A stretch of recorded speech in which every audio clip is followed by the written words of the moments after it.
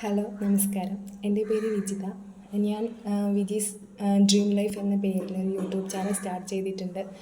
അപ്പോൾ daily ലൈഫുമായി related ആയിട്ടുള്ള videos ചെയ്യാനാണ് ഉദ്ദേശിക്കുന്നത്. അറിയാലോ, നമ്മളിപ്പോൾ എന്ത് കാര്യം തുടങ്ങുകയാണെന്നുണ്ടെങ്കിലും അതിന് നെഗറ്റീവും പോസിറ്റീവും ആയിട്ടുള്ള കമൻസ് ഉണ്ടാവും.